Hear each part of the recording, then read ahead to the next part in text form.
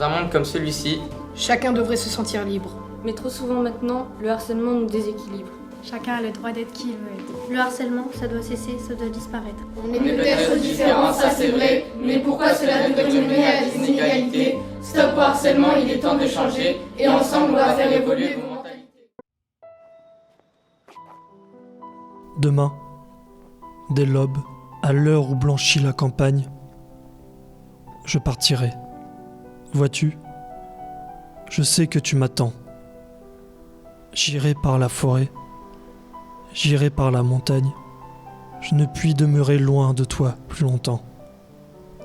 Je marcherai les yeux fixés sur mes pensées, sans rien voir au dehors, sans entendre aucun bruit. Seul, inconnu, le dos courbé, les mains croisées, triste. Et le jour pour moi sera comme la nuit. Je ne regarderai ni l'or du soir qui tombe, ni les voiles au loin descendant vers Harfleur. Et quand j'arriverai, je mettrai sur ta tombe un bouquet de houx verts et de bruyères en fleurs.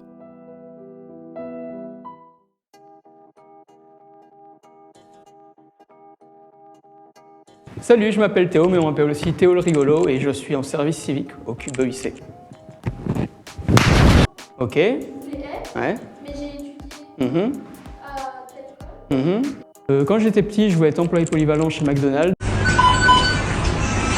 Mais j'ai malheureusement étudié le cinéma à l'Université de Lille et donc du coup, j'aspirais être scénariste. Au Cube, moi je tourne des vidéos, je monte des vidéos, je fais des films pour les élèves. Le but c'est qu'on gagne les premiers prix de tous les concours auxquels on participe. Théo Castor remporte l'Oscar. L'événement que je préfère au Cube, c'est clairement le Cube ASC, notamment parce que Maïva y participe, et Iman aussi, et Coralie, trois êtres très chers au Cube. Ce que je préfère au Cube, comment ne pas répondre, David et Bertrand. Ce que je fais que personne ne sait au Cube, je peux pas le dire, sinon ce sera plus un secret. Mon espace préféré au Cube, c'est le Media Lab en fait, c'est un peu là que je dors la nuit.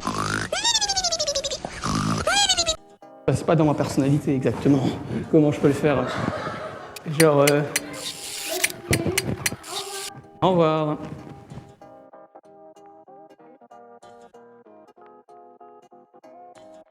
Tout ce qui a été dit par les intervenants a été préparé. Nous avons les textes. Nous saurons nous en servir dans la communication avec évidemment votre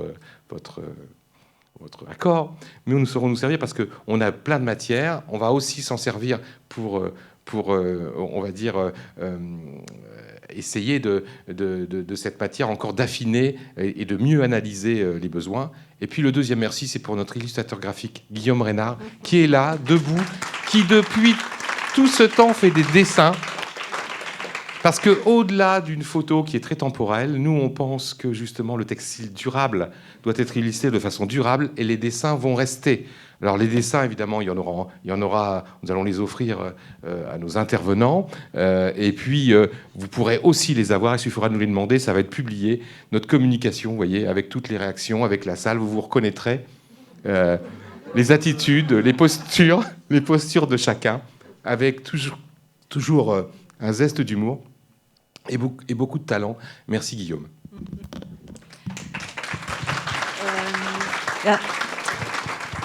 Isabelle, juste un dernier mot.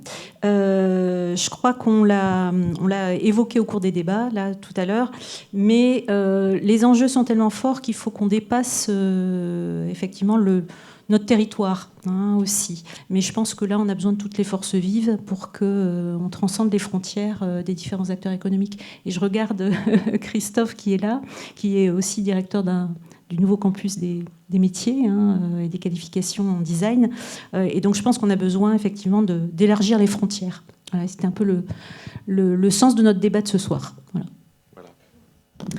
Et juste pour terminer, parce que j'aurais encore... Il dit, que se passe-t-il qu'on réussit en tout cas, sont en train de travailler l'UITH, le CETI et un des acteurs du textile, mais il y aura tout un écosystème. Tu nous en dis plus, s'il te plaît. Juste un mot, donc. Vous êtes tous intéressés par la filière textile-habillement, distributeurs industriels, créateurs, tous intéressés par la formation. Donc on vous propose, je vais revenir sur le 4 avril 2024, c'est un jeudi. Le lieu, c'est ici. Petite parenthèse, ceux qui découvrent ce soir ce cube de l'EIC, extraordinaire. Il n'y a pas seulement un studio, un plateau TV. Vous avez au premier, au deuxième étage des salles pour vous, vos entreprises, que vous pouvez utiliser avec ou sans les étudiants, co-développement, co-design, etc. C'est extraordinaire, c'est un tiers-lieu extraordinaire, quasiment unique en France à ma connaissance.